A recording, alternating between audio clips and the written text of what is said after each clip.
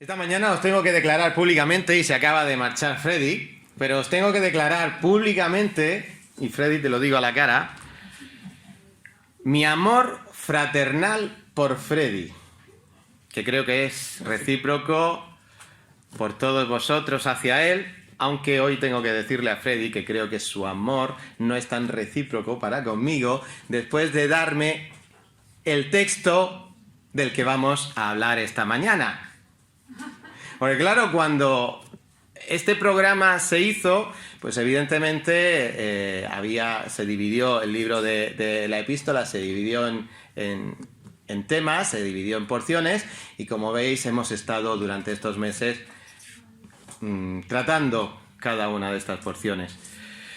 Freddy, si llega a ser por mí, y creo que tú hubieras hecho lo mismo, nunca hubiéramos predicado del texto que vamos a hablar esta mañana, porque es un texto difícil, pero bueno, gracias a Dios y gracias al liderazgo de la Iglesia que estamos estudiando expositivamente la epístola de Pedro desde hace unos meses, y expositivamente quiere decir versículo a versículo sin dejar ningún versículo, y hoy ha llegado el día en el que teníamos que llegar a estos versículos que ya os digo que si por el predicador fuera, cualquiera de los predicadores, y ya fuera de bromas, cualquiera de los que subimos aquí a la plataforma, estos versículos no serían los que probablemente eligiéramos. Nael me decía, dice, ¿te dicen lo que tienes que hablar o dices tú o decides tú lo que tienes que hablar? Bueno, pues depende de la iglesia. Hay iglesias, por ejemplo, los hermanos en Águilas, que el tema siempre es libre y uno pues decide de qué hablar, y aquí tenemos desde hace muchísimos años la costumbre de predicar expositivamente porciones o libros enteros, es decir, versículo a versículo, y hoy hemos llegado a estos versículos de los que vamos a hablar. Hermanos, confío que la próxima vez que leamos que leas estos versículos en tu Biblia sean de tanto ánimo y esperanza como lo fue para los lectores de Pedro, y como espero que también al final de esta reunión todos juntos tengamos motivos más que sobrados para glorificar, rendir gloria y adoración al protagonista de estos versículos que vamos a leer, que no es otro que el Señor, Salvador y Dios, la persona del Señor Jesucristo. Así que os invito a leer en Primera de Pedro, capítulo 3, versículos del 18 al 22. Y vamos a considerar en estos 5 versículos 4 victoriosos triunfos de Cristo que fueron conseguidos a través de su sufrimiento. 4 victoriosos triunfos de Cristo por medio de su sufrimiento. Y dice la palabra de Dios, versículo 18, porque también Cristo padeció una sola vez por los pecados, el justo por los injustos, para llevarnos a Dios, siendo a la verdad muerto en la carne, pero vivificado en el espíritu, en el cual también fue y predicó a los espíritus encarcelados, los que en otro tiempo desobedecieron, cuando una vez esperaba la paciencia de Dios en los días de Noé, mientras se preparaba el arca, en la cual pocas personas, es decir, 8, fueron salvadas por agua. El bautismo que corresponde a esto ahora nos salva, no quitando las inmundicias de la carne, sino como la aspiración de una buena conciencia hacia Dios, nos salva por la resurrección de Jesucristo, quien habiendo subido al cielo está a la diestra de Dios, y a él están sujetos ángeles, autoridades y potestades. Que Dios bendiga su palabra en nuestros corazones en esta mañana. Hermanos, vamos a ver en esta mañana esos 4 victoriosos triunfos de Cristo que podemos extraer de estos versículos. Y el primer victorioso triunfo de Cristo es sobre el pecado. El victorioso triunfo de Cristo sobre el pecado, que lo vamos a ver en la primera parte del versículo 18. Después veremos el victorioso triunfo del mensaje de Cristo. El mensaje de Cristo es triunfal. Lo vamos a ver en los versículos entre el 18 y el 20.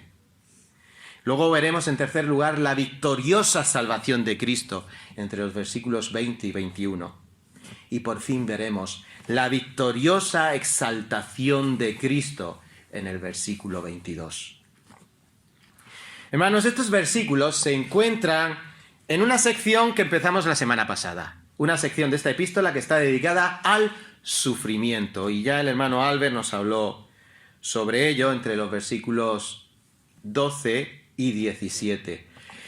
Pero recapitulemos un poco de qué tipo de sufrimiento es el que nos habla el apóstol Pedro en esta sección. Y para saber de qué nos habla, primero tenemos que entender y recordar de lo que no nos hablaba Pedro. El sufrimiento del que no nos habla Pedro, y se mencionó la semana pasada, es el sufrimiento que nos puede venir, hablando claro, por nuestra mala cabeza, por nuestros malos hechos, por nuestro pecado.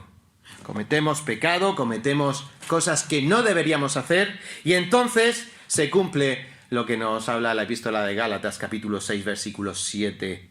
No os engañéis, Dios no puede ser tentado. Lo que el hombre segare, eso también segará. Lo que el hombre sembrare, eso también segará. En segundo lugar, y es un sufrimiento que estamos padeciendo con queridas hermanas aquí en la iglesia y padecemos, tampoco es el sufrimiento del que habla Pedro aquí el que causa la enfermedad u otras adversidades en la vida. Como decía Pablo, su aguijón en la carne, nos recuerda en 2 de Corintios capítulo 12.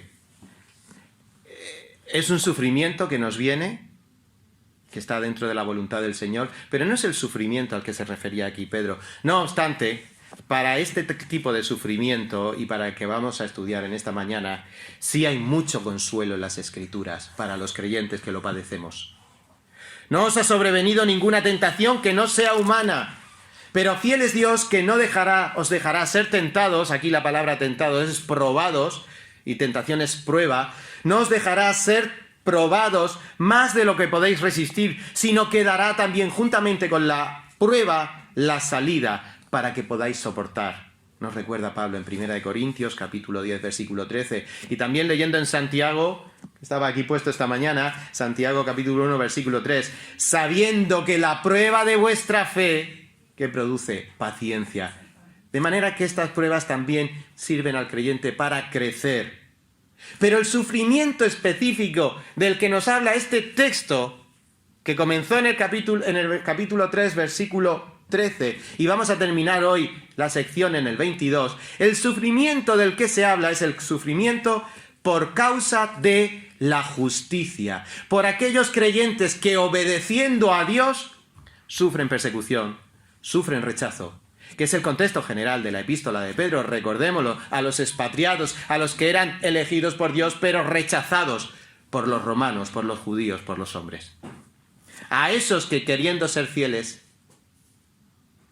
como consecuencia, recibían mal. El sufrimiento al que se refiere Pedro, y es por causa de la justicia, y en segundo lugar, que nos quede muy claro, como nos decía el versículo 17, y es la voluntad de Dios. De este sufrimiento habla Pedro. Y cuando estamos inmersos en ese sufrimiento, podemos también descorazonarnos. Por eso Pedro, en esta segunda parte, en estos versículos que hemos leído, les va a dar el ejemplo de Cristo para que todos los creyentes que estamos bajo sufrimiento podamos entender que el sufrimiento dentro de la voluntad de Dios y siendo procedente de la justicia tiene una finalidad. Y para eso está el ejemplo de Cristo. ¿Cuál es la finalidad del sufrimiento de Cristo? Pedro termina su sección sobre el sufrimiento injusto de los creyentes con el ejemplo máximo del sufrimiento que padeció Cristo. Un sufrimiento injusto que logró el propósito triunfal de Dios. Por eso vamos a ver el primer triunfo. Dios tiene un propósito triunfal. ¿Cuál fue el primer triunfo para el sufrimiento de Cristo? Pues el triunfo de Cristo sobre el pecado. Y volvemos a leer la primera parte del versículo 18. Porque también Cristo padeció una sola vez por los pecados, el justo por los injustos, para llevarnos a Dios. Desde luego, la muerte de Cristo, sin duda alguna, es el corazón del Evangelio. No hay cosa que se repita en el mundo cristiano y en nuestra Murcia más sobre esto que lo que se recuerda en Semana Santa o lo que se vuelve a hacer en Semana Santa. Cristo muere, Cristo es sepultado. Cristo muere, Cristo es sepultado. Es algo dentro del mundo cristiano en general, o que se llama cristiano, algo fundamental, la muerte de Cristo. Y aquí cabe preguntarnos, ¿quién o qué mató a Cristo?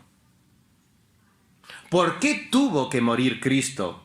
Para el mundo cristiano o la cultura cristiana española, que procede del catolicismo romano, es un misterio.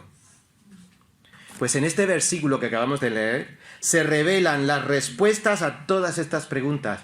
¿Quién mató a Cristo? ¿Por qué mató a Cristo? ¿Por qué murió Cristo? Y se llama esa respuesta la doctrina de la expiación sustitutoria, que incluso para los cristianos y ya incluso antiguos puede resultarnos un poco decir, ¿cómo? Espera, ¿qué quiere decir eso? Recordemos una cosa, en eso creemos. Y esa es la razón por la que Pedro, la semana pasada, por Albert nos recordaba, estad siempre preparados para poder explicar la doctrina de la expiación sustitutoria. Por eso vamos a estudiarla esta mañana brevemente. ¿Qué quiere decir esto? Pues nos lo dice este versículo. Y en primer lugar, nos dice este versículo que padeció una sola vez. Padeció. Padeció en otros manuscritos originales, se traduce como murió. Sin duda alguna, el padecimiento de Cristo acabó en su muerte brutal en la cruz. Ante esta realidad, el sufrimiento de Cristo no fue consecuencia de la sinrazón humana, que con Cristo mató a otro inocente más en la historia. Porque esta aparente injusticia humana estaba dentro o sirvió para manifestar el misterio de la providencia de Dios. La providencia de Dios, el control de Dios sobre todas las cosas. Él es gobernante de todas las cosas. Él ha predeterminado todo lo que ocurre. A Dios nadie le mete un gol. Todo lo que ocurre está bajo su control. Él lo ha predeterminado. Pero aquí sí hay un misterio. El que Dios esté al control de todo no quita la responsabilidad humana. Que tú y yo, seres humanos, somos moralmente responsables delante de Él. Y en la historia de la crucifixión, de la muerte de Cristo, Dios estuvo al control, pero también los humanos tuvieron responsabilidad de esa muerte. ¿Eso dónde lo vemos? Pues lo vemos, por ejemplo, en Hechos capítulo 2, versículo 23, la primera muerte. Su muerte fue predeterminada por Dios. A Jesús, entregado por el determinado consejo y anticipado conocimiento de Dios. Y dice el capítulo 4, versículo 28, algo también referente a esto. Para hacer con tu mano cuanto tu mano, refiriéndose a Dios, cuanto la mano de Dios y el consejo de Dios habían antes determinado que se hiciera. Dice también Pedro en el capítulo 4, versículo 28. Es decir, que la muerte de Jesús estaba predeterminada ya en el cielo, desde la eternidad. Jesús había de morir. Pero esto no quita la segunda parte, que los seres humanos de aquel tiempo fueron responsables de su muerte. Por eso también, en la primera parte del versículo 23 que hemos leído del capítulo 2, nos dice que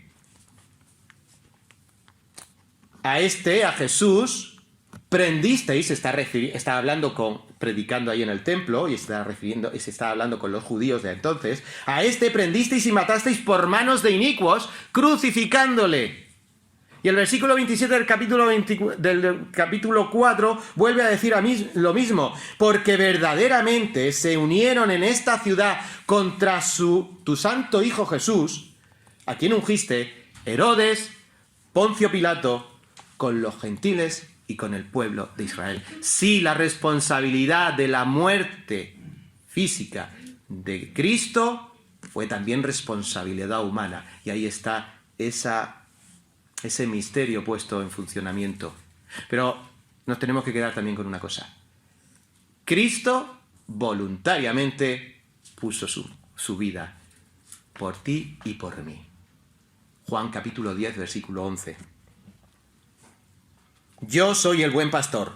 El buen pastor da su vida por las ovejas. Capítulo 15, versículo 15. Y pongo mi vida por las ovejas. Y el versículo 18. Y nadie me la quita, sino que yo de mí mismo la pongo. Eso es una realidad.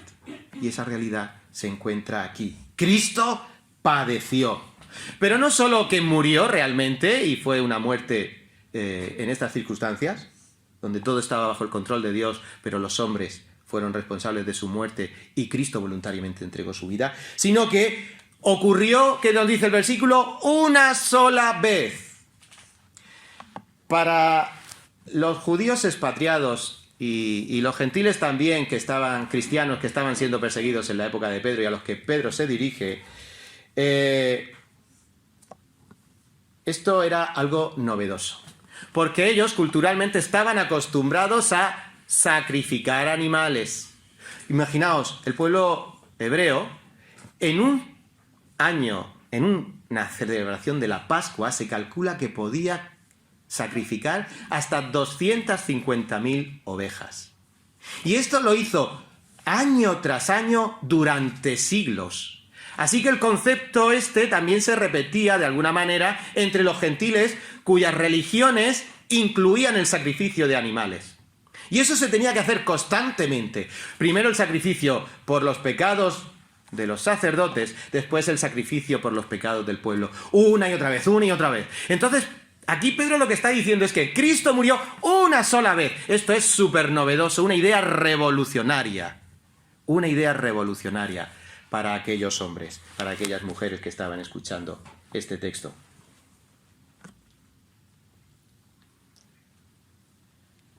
Bueno, pues esto es lo que se enseña en el Nuevo Testamento. Hebreos capítulo 7, 26 y 27 nos dice: porque tal sumo sacerdote nos convenía, santo, inocente, sin mancha, apartado de los pecadores y hecho más sublime que los cielos, que no tiene necesidad cada día como aquellos sumos sacerdotes de ofrecer primero sacrificios por sus propios pecados y luego por el pueblo, porque esto lo hizo una vez y para siempre, ofreciéndose a sí mismo. Pero nos vamos al siglo XXI, queridos hermanos. ¿Y qué afecta esto a nuestra vida? ¿Qué enseñanza implica el que Cristo muriera una sola vez? Porque, que yo sepa, ninguno de nosotros nos acercamos hoy a Dios sacrificando una y otra vez animales. Pero lo que seguramente sí hacemos o hemos hecho antes, o lo hacen nuestros paisanos, nuestros vecinos, aquellos que no son creyentes, lo que sí se hace muchas veces es que la gente dice que es muy buena, que no hace mal a nadie, que cumple con las prerrogativas de su religión, que viene todas las semanas a la iglesia. También puede ser aquello de: hago mucho bien y estoy en tal o cual ONG haciendo bien. O yo no ofendo al Dios del que estás hablando, ni tampoco a ningún Dios de otra religión. Así que, en resumen, Dios no tiene cuentas pendientes conmigo. Yo no tengo cuentas pendientes con Dios. Dios no me puede exigir nada. Porque en todo caso, yo hago y hago y hago y hago y hago. Sacrificio, sacrificio, sacrificio, sacrificio. Pues sabes una cosa. Esos sacrificios o esas cosas que pretendes hacer una y otra vez no sirven de nada delante de Dios. Porque realmente la pregunta que tenemos que contestar es: ¿qué mató realmente a Cristo? ¿Por qué murió Cristo? Y este misterio para algunos lo tenemos aquí desvelado o revelado en 3 palabras: por los pecados. Por los pecados. Eso es la consecuencia de la muerte de Cristo. Sí, hermano, sí, amigo, el pecado existe, aunque no podamos predicarlo porque suena feo, pero hay que predicarlo. El pecado existe. Y Dios está airado con todos los pecadores. Salmos 7:11. Dios es juez justo y Dios está airado contra el impío todos los días. Su enfado, su ira no descansa ni un segundo. Él es santo, como también se enseña en esta epístola. Sed santo porque Él es santo y no soporta nada del pecado. Así que cuidado con esa mentira, con esa frase, que es una mentira, que dice, Dios aborrece el pecado, pero ama al pecador. El pecador, el impío, Dios está, acabamos de leer en la Escritura, que está airado con él todos los días. Y no hay ningún versículo de la Biblia que apoye aquello de que Dios aborrece el pecado, pero ama al pecador. Dios ama a su Hijo unigénito. Y envió a su Hijo unigénito para poder dar la solución a nuestros pecados y a los pecadores que somos aborrecidos por Dios. Así que tendríamos que prestar atención a la ley de Dios, porque puede ser que la ley de Dios es que la desconozcamos. ¿Qué dice la ley de Dios? ¿Qué dice la Biblia al respecto del pecado? Pues que la paga del pecado es la muerte, Romanos 3:23. La paga del pecado es la muerte. Si pasas de X velocidad en la autopista, mínimo 50 euros. Pues esto es más grave. La paga del pecado es la muerte. No te puedes librar ni el exceso de velocidad, de la multa, tampoco nos podemos librar de la paga de nuestro pecado, que no es otra que la muerte. Todos somos pecadores. Ah, no, yo no. Dice la Biblia, todos somos pecadores por cuanto todos pecaron y están destituidos de la gloria de Dios. Romanos, capítulo 6, versículo 23. Y sabes una cosa más, aparte no solo que todos somos pecadores, sino que después de esta vida viene el juicio. Hebreos 9:27, y de la manera que está establecido que los hombres vivan una sola vez, y después de esto el juicio. Y un poquito más adelante, en 10:31, se puede añadir una advertencia que pone los pelos de punta. Horrenda cosa es caer en las manos del Dios vivo. Esto es lo que dice la Biblia respecto al pecado y respecto a los pecadores. Yo no soy pecador, sí, aquí estamos todos metidos en esa circunstancia. Pero sabes una cosa, y estos versículos nos lo enseñan de una manera gloriosa. Dios provee de la única solución. Dios provee de la única solución, porque si la paga del pecado es la muerte, la segunda parte del versículo 23 del capítulo 3 es, mas la dádiva, la limosna de Dios, lo que Dios nos regala es vida eterna en Cristo Jesús, en nadie más, en Cristo Jesús. Por eso nos recuerda 1 Timoteo 2, 5 y 6, porque hay un solo Dios y un solo mediador entre Dios y los hombres. ¿Quién? Jesucristo. Y terminamos esta parte, pues, con lo que dice, el justo por los injustos. El justo por los injustos. Ante el tribunal de Dios, nadie se puede ganar el cielo. Lo único que tenemos ganado ante el tribunal de Dios, ¿qué es? El infierno, que nos lo hemos ganado a pulso. Por eso necesitábamos a alguien que pudiera pagar por nuestros pecados. Y ese alguien es el Señor Jesucristo, el justo por los injustos. La sustitución era necesaria. Y Cristo es el sustituto único y perfecto ante Dios para pagar por tu pecado y por el mío. Y esto es básicamente la doctrina de la expiación sustitutoria. Alguien que paga, expía, en sustitución de Jesús, en sustitución mía. ¿A qué parece ya más sencilla? Pues eso es lo que nos tenemos que estar preparados por si acaso nos demandan razón de la esperanza que hay en vosotros, porque para muchos es un misterio, pero claramente fijaos en qué versículos, de qué manera más clara Dios dice su voluntad.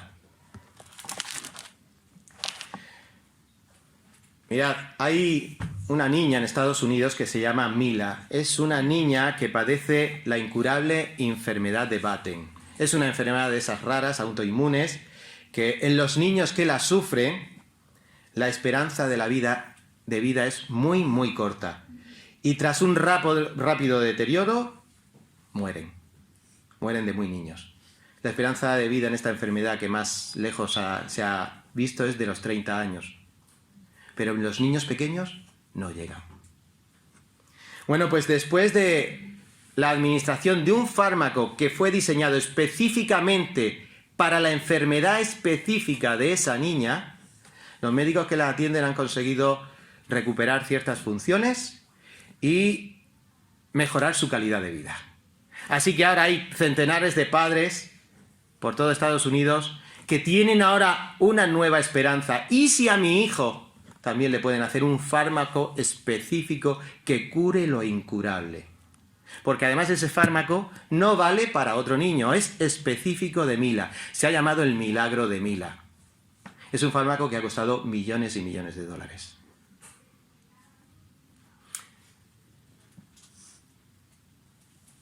Nosotros, todos nosotros, y tú en particular si no crees en Cristo, eres pecador. Estás enfermo de una enfermedad incurable, el pecado. Porque Dios está airado contra ti y nada puedes hacer para quitar su ira. Y al igual que con la enfermedad de Batten, nada podemos hacer. La deuda es altísima. No hay medicamento o no hay posibilidad de que nosotros alcancemos a que nos hagan ese medicamento. Además, el juicio viene y la condena es inapelable. Pero felizmente, Cristo es el único que de una vez, en un solo sacrificio, murió por nuestros pecados, pagó por nuestras deudas. ¿Quieres someterte a ese tratamiento? Es único. Lo da Cristo. Pero recuerda, si no lo quieres hacer, hay una responsabilidad moral y esa es tuya. Esa es solo tuya. Para los cristianos que sufrimos, que estaban sufriendo en aquella época, para nuestras queridas hermanas que están sufriendo aún por la enfermedad, para los que vamos a sufrir por causa de la justicia, porque ser cristiano cada vez fiel va a ser más difícil en nuestra sociedad. Cristo es el ejemplo perfecto que brinda al creyente la esperanza de confiar en que el triunfo final es de Cristo, es de Dios y es nuestro a través de Cristo. Y aquí me puedes alegar, pues ¿sabes lo que te digo? Que si es para llevarnos a Dios, el final del versículo, todo esto, la finalidad de todo este sufrimiento fue para llevarnos a Dios, pues ¿sabes lo que te digo? Que no necesito, que no quiero estar con Dios. Bueno, pues por eso continúa este pasaje. Si tú no quieres estar con Dios, vamos a ver qué es lo que espera a los que no quieren estar con Dios y cómo este mensaje es de tremenda importancia para ti esta mañana. Porque en segundo lugar vamos a ver el victorioso mensaje de Cristo, siendo a la verdad muerto en la carne, pero vivificado en el Espíritu, en el cual también fue y predicó a los espíritus encarcelados, los que en otro tiempo desobedecieron.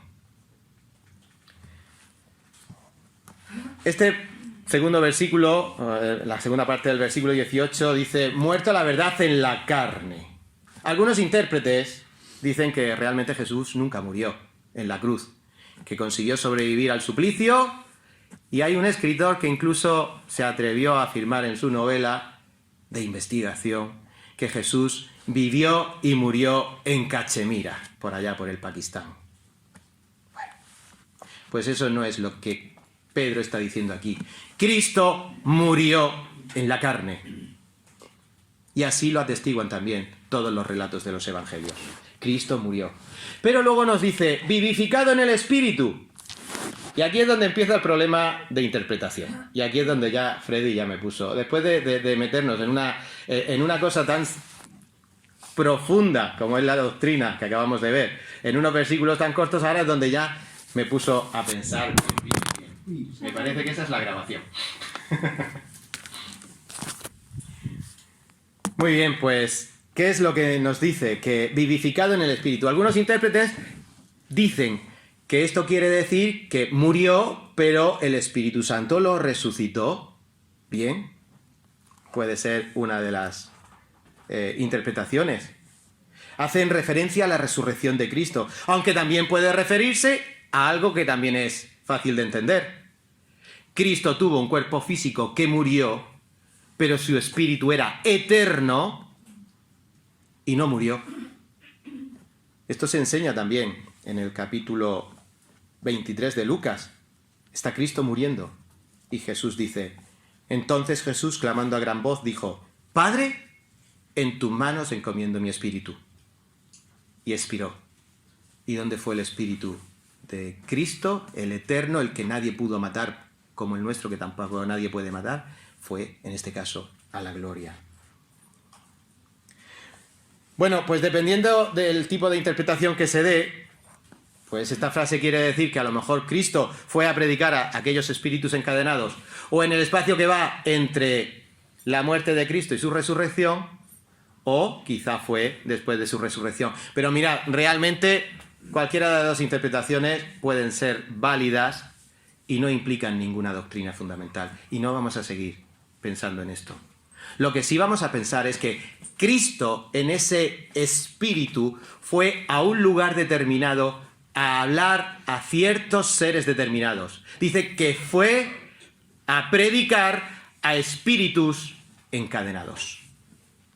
Y aquí viene donde se sigue complicando cada vez más la interpretación. Y no solo eso, sé que cuando lo leemos en casa decimos: madre mía, yo este texto no sabía ni por dónde cogerlo, y os tengo que decir que las primeras semanas que lo estuve leyendo, conforme lo terminaba de leer una y otra versión, y al final decía: sigo sin enterarme.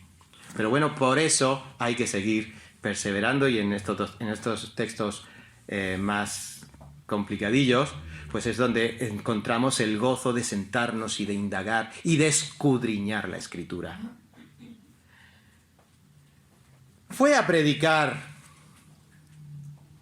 a seres humanos que estaban en el infierno. Esta es una de las interpretaciones. Estos espíritus encarcelados, una de las traducciones o de las interpretaciones más sobrias es que se trata de los seres humanos que murieron y que van al infierno. Y Jesús pudo ir a ese infierno a hablarles a esos seres condenados. Bueno, es como os digo, una traducción muy sobria y que está perfectamente en correlación a lo que nos enseña la Escritura. Porque si nos vamos a Lucas 23, del 19 al 31, es la parábola, no lo vamos a leer por amor al tiempo, pero es la parábola del Lázaro y el rico. Pero sí nos dice que aconteció que murió también el rico y fue sepultado, y en el Hades alzó sus ojos, estando en tormentos. Yo no quiero estar toda la eternidad con Dios, me da igual. Pues mira lo que enseña la palabra de Dios. Para los que no son creyentes en Cristo, salvos por Cristo, hay una eternidad de tormento. Te lo voy a dispensar ahora mejor. Pero puede ser también, como otros dicen, que estos seres a los que habló Cristo en el abismo son unos seres demoníacos. Cristo fue a predicar a unos determinados seres demoníacos encarcelados por Dios en un lugar de tormento especial desde los tiempos del diluvio. Solo brevemente, pues deciros que, con toda humildad, creo que pueda ser esta también una interpretación válida. Y si leemos 2 de Pedro, capítulo 2, versículo 4, nos dice: porque si Dios no perdonó a los ángeles que pecaron, sino que arrojándolos al infierno los entregó a prisiones de oscuridad para ser reservados al juicio. Y en Judas capítulo 6 también nos habla de este tipo de seres que en un momento determinado fueron entregados a un lugar de tormento. Y los ángeles que no guardaron su dignidad, sino que abandonaron su propia morada, los ha guardado bajo oscuridad en prisiones eternas para el juicio del gran día. Y es que todo esto, según el contexto de Pedro, nos lleva al relato del Génesis y del diluvio, del que vamos a hablar ahora a continuación. La época de Noé. Esto que ocurrió de que Dios tomara a estos seres y los encarcelara, nos habla de la época del diluvio. Y algunos detalles nos hacen pensar que estos seres encarcelados realmente eran los demonios que indujeron a la raza humana, teniendo relaciones sexuales con mujeres, indujeron a la raza humana a la depravación. Y esto provocó, esa descendencia que vino después, provocó la ira de Dios, el colmo de la paciencia de Dios, y que Dios tuviera que enviar el juicio del diluvio para aniquilar a toda esa generación. Dice Génesis capítulo 6. Aconteció que cuando comenzaron los hombres a multiplicarse sobre la faz de la tierra y les nacieron hijas, que viendo los hijos de Dios que las hijas de los hombres eran hermosas, tomaron para sí mujeres, escogiendo entre todas.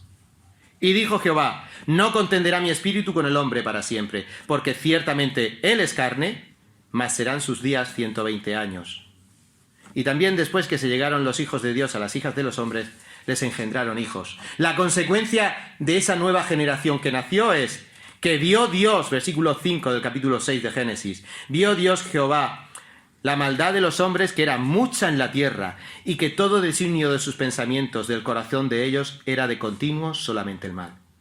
Y dijo Jehová: raeré de sobre la faz de la tierra a los hombres que he creado, desde el hombre hasta la bestia, y hasta el reptil, y las aves del cielo. Esa fue la consecuencia de aquel momento. La tradición judía y algunos versos de la Biblia nos sugieren que estos hijos de Dios, a los que se refiere el texto, eran los seres celestiales que están en la presencia de Dios. ¿Recordáis a Job, capítulo 1? Cómo Dios llama a los hijos de Dios a que se reúnan en su trono, y uno de los que van es el diablo. Capítulo 2 vuelve a repetirlo. Así que la tradición dice, estos hijos de Dios a los que se refiere Génesis es precisamente esos seres celestiales, donde había ángeles y donde ya había demonios, porque había sido después de la caída. Algunos de ellos, algunos de estos seres celestiales, siguiendo con el relato de Génesis, quisieron, estos seres demoníacos caídos, estos seres quisieron estropear la promesa de la simiente de la mujer Eva, habría de nacer Jesús, el Salvador del mundo. Y estos seres, estropeando la raza humana, intentaron conseguir que Cristo no pudiera nacer de los seres humanos. ¿Y Dios qué hizo? Erradicar esa generación, pero salvó a una familia, a la familia de Noé. Dejamos esto para irnos a lo que realmente nos puede ser muy útil en esta mañana.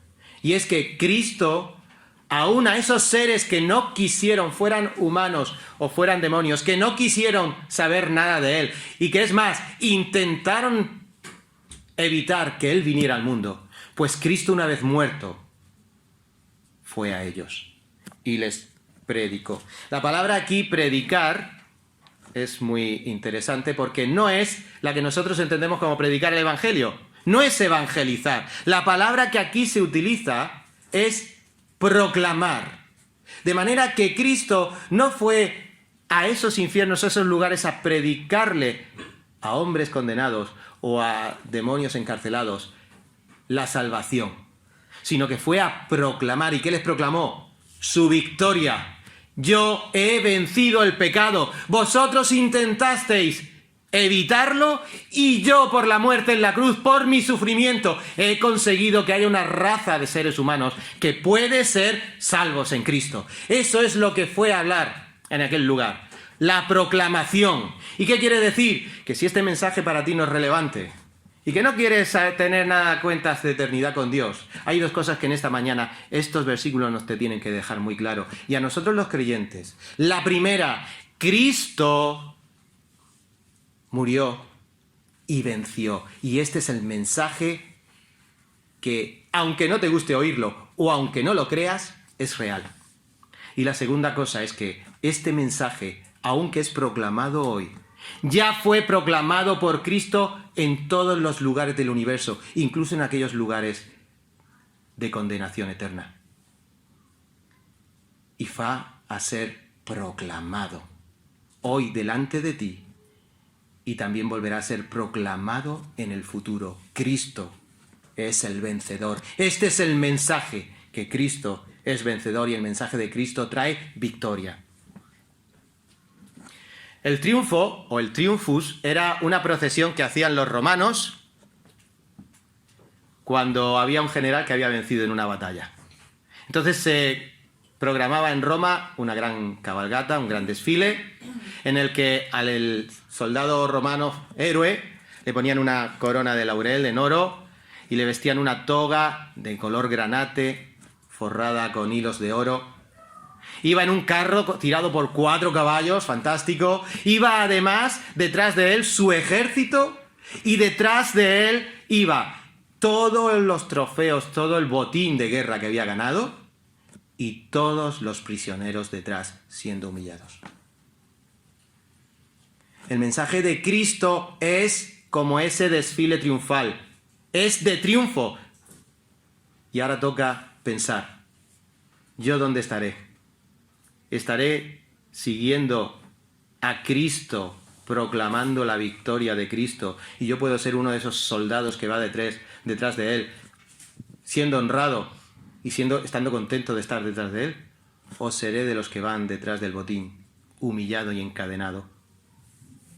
Así que hay que pensarse esto un poquito más. Hay otro triunfo, que es el triunfo que hemos visto sobre el pecado, el triunfo de un mensaje victorioso y ahora un triunfo sobre la victoriosa salvación de Cristo. Cuando una vez esperaba la paciencia de Dios en los días de Noé, mientras se preparaba el arca en la cual pocas personas, es decir, 8, fueron salvas por agua. El bautismo que corresponde a esto ahora nos salva, no quitando las inmundicias de la carne, sino como la aspiración de una buena conciencia hacia Dios por la resurrección de Jesucristo. Y si pensábamos que el texto anterior era oscuro, espero haber hecho un poquito más de luz. Ahora pasamos a uno de los más polémicos del Nuevo Testamento. Porque enseña el versículo 21 que el bautismo de agua salva, lo que llaman los católicos la regeneración bautismal. Gracias, Freddy, otra vez por meterme en este jardín tan frondoso. Pero bueno, gracias a Dios por tener estos versículos en los que nos podemos introducir y sumergir y poder sacar las respuestas, deleitándonos, escudriñando la palabra de Dios. Bueno, pues el juicio del diluvio y el arca de salvación. Aquí estamos entrando en un texto que es muy técnico para nosotros. Probablemente para los lectores de Pedro, ellos estaban muy familiarizados con este tipo de palabras que está utilizando Pedro. Pero como nosotros no estamos tan familiarizados, pues tenemos que hacer un poquito más de esfuerzo para entenderlo. Para entender este texto, lo primero que tenemos que familiarizarnos es con el lenguaje de Pedro. Y en este texto está utilizando una figura que se llama el tipo y el antitipo. Es decir, un ejemplo de lo que luego en el Nuevo Testamento se nos enseña. El tipo tiene varias características. En primer lugar, es que puede ser un evento histórico, una cosa o una persona.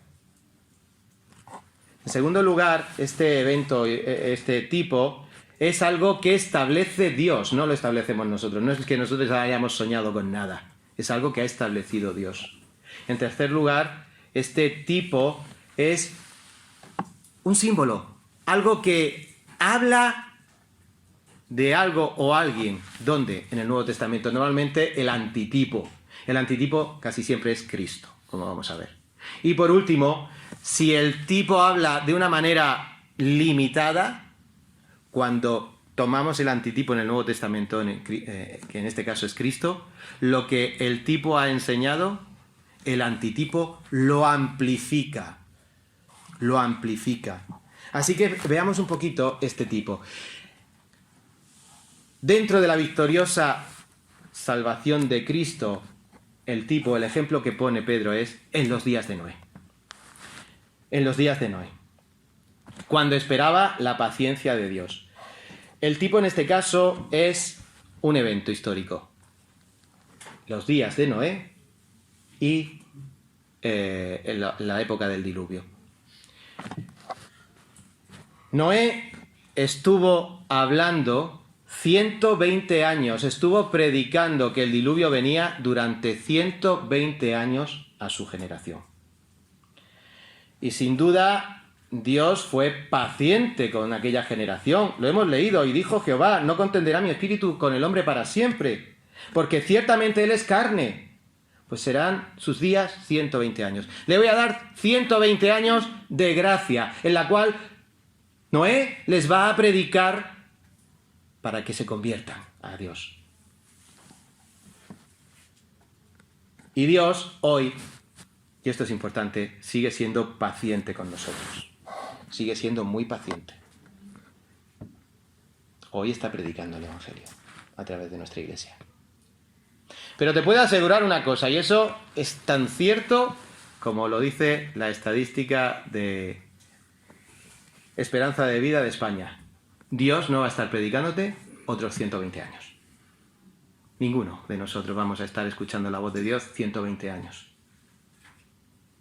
Es más, no sabemos si después la seguiremos escuchando, porque puede pasar cualquier evento y nos llame Dios a su presencia. Por tanto, es muy importante entender que la paciencia de Dios, hoy sí, ahora mismo sí, después no te puedo asegurar. Por eso, tómate en serio, tomemos en serio, hermanos, que tenemos que ser santos, incluso los creyentes, y tantas veces no somos santos. Tomémonos en serio la advertencia de Romanos 2:4. ¿No te das cuenta que menosprecias la benignidad y la tolerancia y la paciencia de Dios, y que ignoras que su benignidad, su bondad, lo que está buscando es llevarte al arrepentimiento? Hermanos, arrepentirnos si estamos llevando una vida que no agrada a Dios. Y amigo mío, arrepiéntete de esa vida que no agrada a Dios. Porque este versículo continúa de una manera muy clara. Pocas personas. El original dice pocas almas. Es decir, 8 solo fueron salvas. Después de 120 años de predicación, solo 8 personas fueron salvas. Noé y su familia. Noé, su esposa, sus 3 hijos y sus 3 nueras. Parece poco fruto, ¿verdad? Después de 120 años de predicación. No nos fijemos en el fruto. Es que aquella generación era perversa y Dios ya había determinado el eliminarla. Pero les dio la oportunidad. Y hoy seguimos teniendo la oportunidad. Y que no nos descorazone el que la población de Murcia puedan ser unos 460.000 habitantes, algo más, en la estadística del 2021, y que seamos tan pocos creyentes en la ciudad de Murcia. Esto no es nuevo en la historia. Fijaos, un mundo repleto de seres humanos y solo 8 fueron salvos. Pero sí nos tiene que animar el que estos pocos que somos, y quiera Dios que lo seamos todos los de aquí esta mañana, somos salvos del diluvio. Somos salvos en Cristo. Y el antitipo de todo esto, ¿qué pretendía reflejar el arca? ¿Qué pretendía reflejar Noé?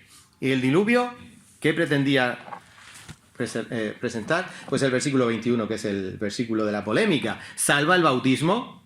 Bueno, pues el bautismo que ahora nos salva, dice Pedro.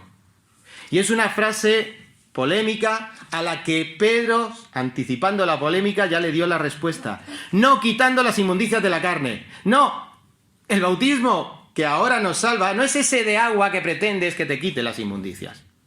Bautismo aquí tiene un sentido más amplio. Bautismo quiere decir estar inmerso, estar sumergido. Es como cuando decimos, fulanito está inmerso, está sumergido en sus estudios, en sus pensamientos. Es estar dentro del arca, en el caso de la familia de Noé, y es estar en Cristo, en nuestro caso como creyentes. Es como leemos en Colosenses 3, capítulo 3, versículo 10. Y revestidos del nuevo hombre, revestidos, inmersos, rodeados del nuevo hombre, el cual, conforme a la imagen del que lo creó, se va renovando hasta el conocimiento pleno. No solo estamos revestidos, sino que ahí hay un proceso hacia adelante, hasta el nuevo hombre, hasta el conocimiento pleno, donde ya no hay Ni griego, ni judío, ni circuncisión, ni incircuncisión, ni nacionalidades que tengamos aquí en nuestra iglesia. Ni bárbaro, ni escita, ni siervo, ni libre, sino que Cristo es el todo y en todos. Ese es el bautismo, estar en Cristo. Como si fuera poca la especificación que hace aquí Pedro, nos dice lo que corresponde a esto, este bautismo en Cristo, no solo no es el que de agua, sino como la aspiración de una buena conciencia a Dios. Cuando leía esto, aquí ya sí que no. ¿Qué quiere decir una aspiración de una buena conciencia? ¿Qué quiere decir? Y lo leía en otra traducción, me aclara menos, y lo leía incluso intentando en el interlinear de Francisco La Cueva, que es el griego y la palabra literal abajo, y digo, me sigo sin enterar. Es que esto es una palabra técnica. Esto de aspiración se trata de un término técnico común en los contratos de la época, que en nuestros contratos hoy no está. Aquellos sí lo entendían y nosotros tenemos que buscar quien nos explique qué quiere decir esto. Esta palabra técnica expresaba el compromiso de la parte firmante de que estaba dispuesta a cumplir las estipulaciones. ¿Cuánto se predica que Cristo es la solución de tus problemas? Pero yo sigo viviendo la vida loca. No. Aquí lo que nos está enseñando es que estar inmerso en Cristo implica para ti el compromiso, la aspiración, igual el compromiso. Aquí se refiere a estar de acuerdo en cumplir ciertas condiciones requeridas divinamente, antes de que Dios nos meta en el arca, antes de que Dios nos salve en Cristo. Todo aquel que va a ser salvo debe llegar primero a Dios con el deseo de tener una buena conciencia, una conciencia limpia. ¿Y la disposición a cumplir qué? Arrepentimiento por fe antes de ser salvo. Y después, obediencia en esa misma fe para continuar una nueva vida santa que agrada a Dios. Aquí está el compromiso. No es un ticket en blanco al cielo. Hermanos, tenemos que ser ejemplo, como hemos estado viendo estas semanas atrás. ¿Ejemplo para qué? Para la gloria de Dios, para la conversión de almas, para que otros conozcan lo que nosotros conocemos.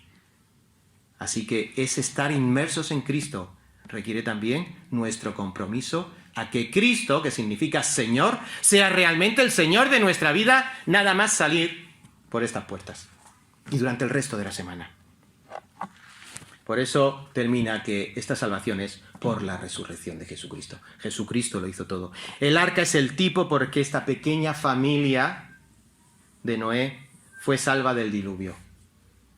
Y cuando salió del arca, salió en ese tipo a una resurrección, a un nuevo tiempo, un nuevo planeta en el que poblaron, repoblaron y comenzaron las cosas de nuevo. Pues de la misma manera, y fijaos aquí el sentido de ampliación del antitipo, Cristo y su resurrección, ¿qué nos ofrece a nosotros? Que si allí fueron solo 8 los salvos, ahora somos millones los que tenemos nueva vida en Cristo. Y no solo para un mundo que va a acabar, como acabó el mundo o como acabará el mundo de Noé, sino para una vida eterna. Y esto a los creyentes de aquella época les tenía que dar subidón. Hermanos, que nos dé a nosotros también ese espíritu de gozo y de alegría al contemplar estas cosas. Mirad, yo creo que todos hemos firmado alguna cláusula, ¿no?, de compraventa, ¿no?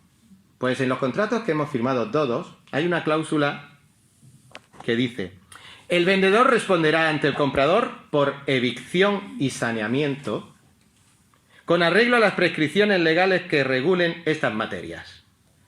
¿Qué quiere decir eso? ¿Alguien lo sabe?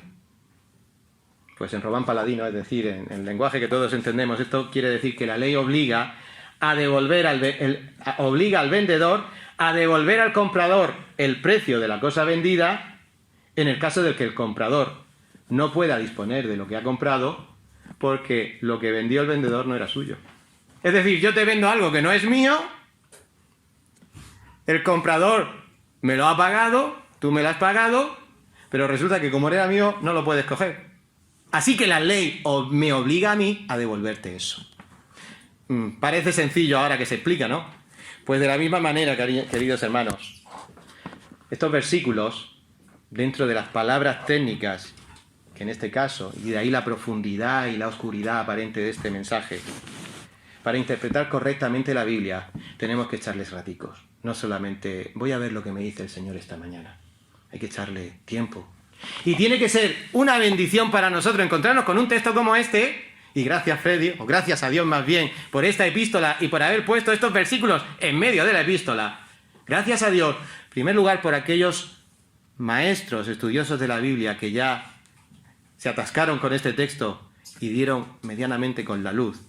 Y gracias a Dios por estos textos. Y gracias a Dios por la Iglesia de Vista Alegre y por esta oportunidad que tenemos de enfrentarnos a este texto y sacar cosas maravillosas de él. Porque seguramente a lo largo de lo que el Señor nos permita vivir, otra vez nos tendremos que poner a leer este texto y poquito a poco irá teniendo más luz. Y que la próxima vez que podamos recordar. Y ahora que está más claro este texto y lo que quiere decir, ánimo hermanos, porque de la misma manera en que Noé y los suyos fueron salvos del juicio del diluvio por el arca, gloria a Dios, nosotros los creyentes aquí en Vista Alegre somos salvos al estar inmersos en el arca que es Cristo, y nuestra salvación es eterna para siempre. Hemos visto el victorioso triunfo sobre el pecado, el victorioso triunfo de ese mensaje de triunfo de Cristo, el victorioso triunfo de la salvación en Cristo. Terminamos con el victorioso triunfo de la exaltación de Cristo. Porque, sí, a pesar de que Cristo padeció, hoy día está en un lugar excelente. No en un lugar excelente, está en el punto que podamos imaginar del universo, que es de más privilegio. Quien habiendo subido, dice el versículo 22, al cielo, está a la diestra de Dios. Y a quien él están sujetos ángeles, autoridades y potestades.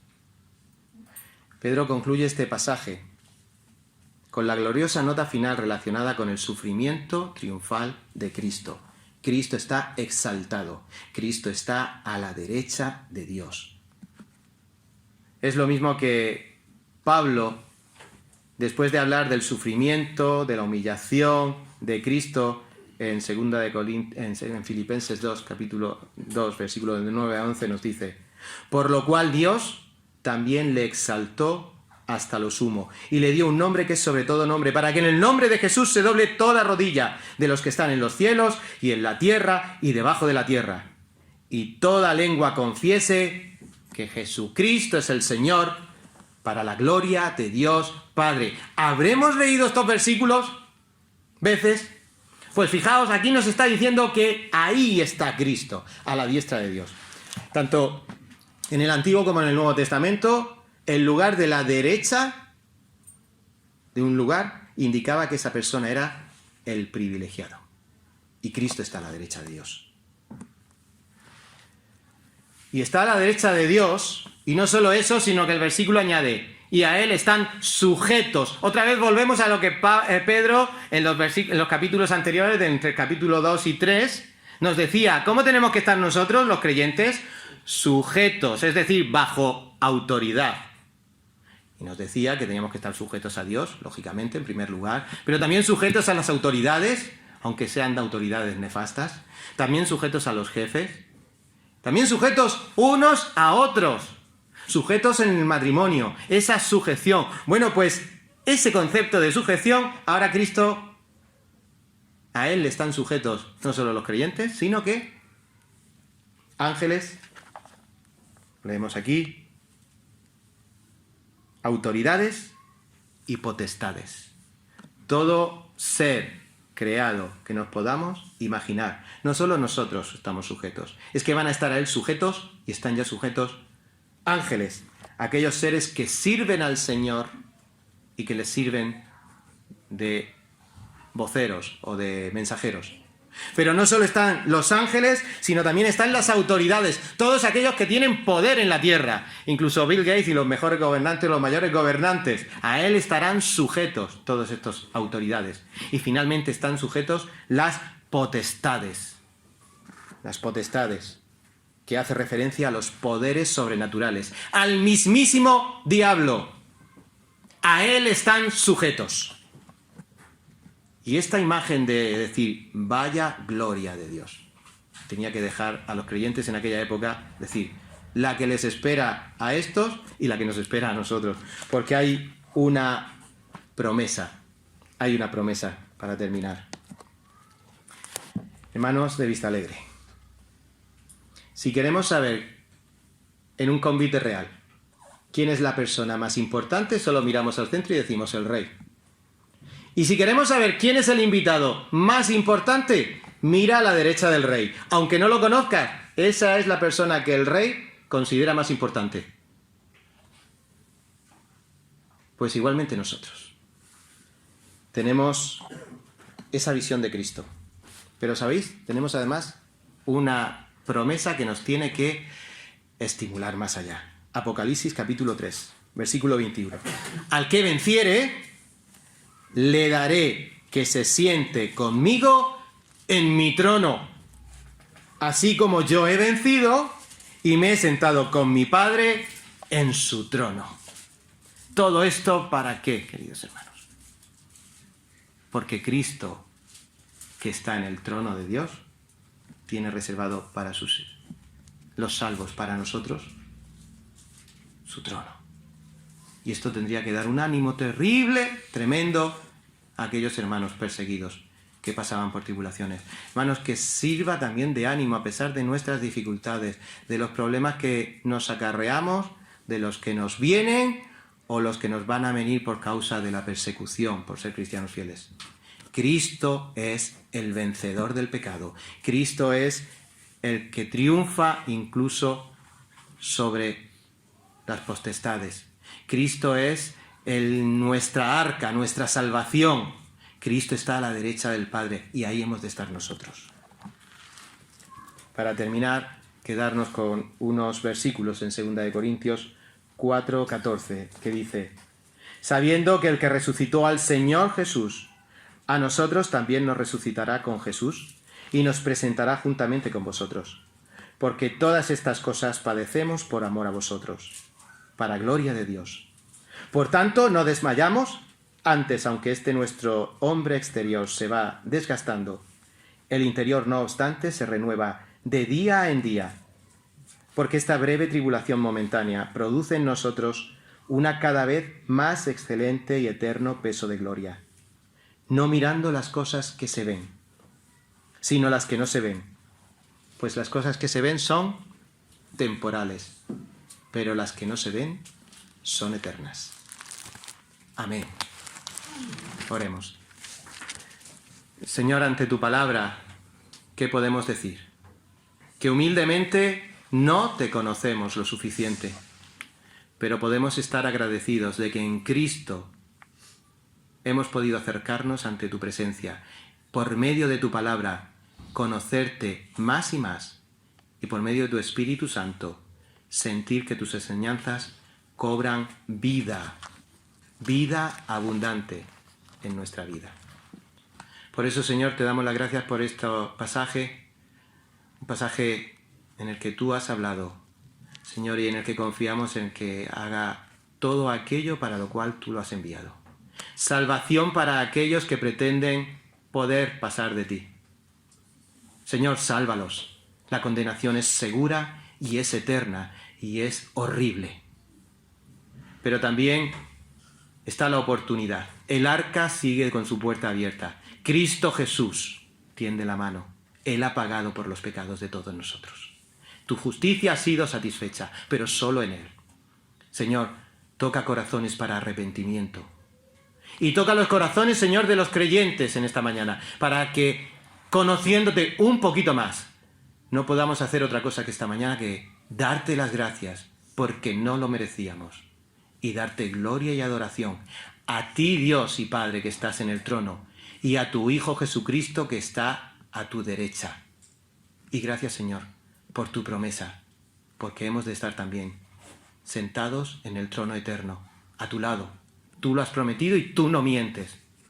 Por eso, ya sea enfermedad, ya sea persecución, sea la tristeza que sea, que en esta mañana salgamos con gozo en la esperanza gloriosa con nuestro Señor Jesucristo. Quédate con nosotros, Señor. Santifica tu iglesia, bendice tu palabra, glorifica tu nombre entre nosotros. En el nombre de Jesús. Amén.